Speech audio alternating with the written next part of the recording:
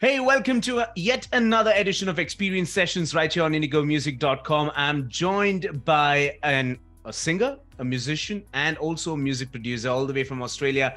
Mona Patel, welcome to indigomusic.com. Hi, thank you for having me. Mona, you've released a brand new track. We'll talk about that. But you know what? Let's wind our clocks a little, a few years back, a few months back. You released two, you're best known for your first two songs, which is Dream Guy and Take Me Home.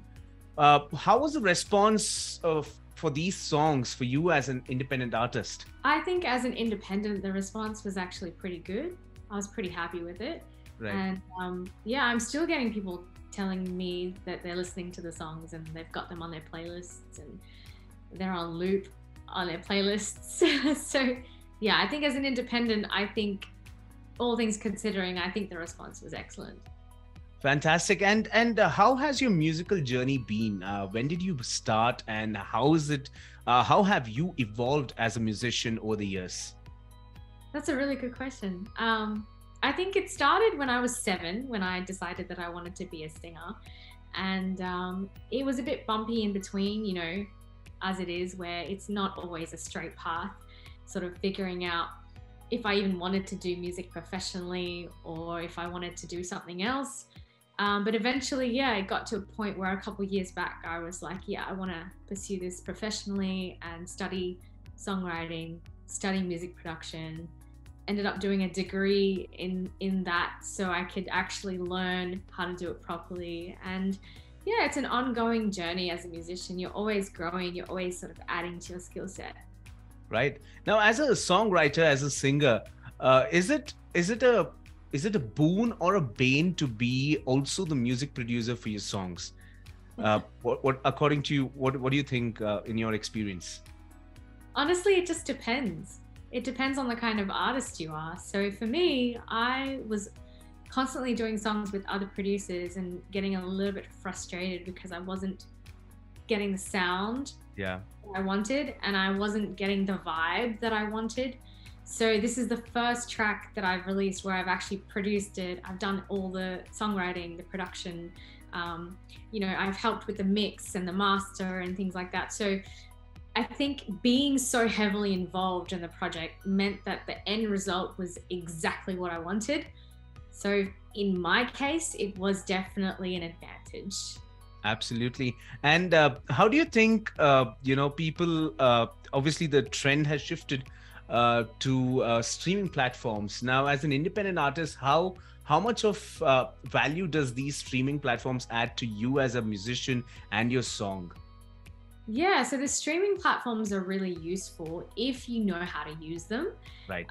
So when I was first starting off, I didn't know like how all of this worked, but now obviously after a couple of years, I've become a lot more educated. So yeah, if you get on the right playlists, you can actually like reach a very new audience that you would not normally be able to reach if you were just sort of promoting the song on YouTube or social media. So I definitely think there are huge benefits and advantages to creating a fan base through Spotify and iTunes. And a lot of artists nowadays are getting playlisted on these huge editorial playlists and their careers are just taking off. So you never know, It's similar to, I would say, Instagram when it comes to digital content curators as well.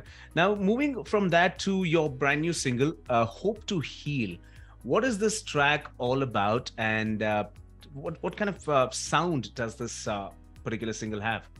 Yeah, so that was something that I wanted to, I've been working on this for quite some time actually, and that was something that I really wanted to convey, that's in the song title, was that this message of hope, right, this message of healing, because I feel like the world has been in such a state of turmoil for the last couple of years especially, and everyone I know has had a really tough time. And the world's just been upside down, and it's been really hard for a lot of people mentally, physically as well. So my message of hope was basically just to raise people's spirits and say, hey, you know what, life has been really hard, but we've got this and we can heal from this, and the future's really bright. Yeah, absolutely. Yeah, that's something that we all need right now because after the pandemic, after all that thing is just something. Also, I want to know if you were to ever collaborate with one artist, who would that be and why? Like Okay, your dream collaboration. so I've had a massive crush on Drake for like as long Okay. as I can Oh, remember. love him. And I think a pop and R&B track would be something that I would definitely be vibing with. Right. So hello, Drake. And also, if you have heard his brand new album, he's gone all house music in that. I know. And we're just loving it. Totally my vibe. I love it. Yeah, absolutely. Mona, what's next in the pipeline? Anything cooking in the studios right now? Yeah, definitely. Oh gosh, I'm always working on music. So at the moment, I'm exploring a little bit of Hindi pop. Right. So stay tuned for that. So there are a few tracks that I'm working on with a producer over here in Perth. So we're definitely getting the whole Hinglish vibe going on. Right. Fantastic. And when any idea when it's going to be slated to release? Definitely in the next 12 months. So we have deadlines for every track. Fantastic. Well, Mona, you know what? We're going to be playing your track on air right here on indigomusic.com in Bangalore and in Goa. It was great talking to you. Have a wonderful, day ahead. And also all the best for your future releases and future endeavors. Thank you so much. Enjoy. All right. Take care, Mona. Bye.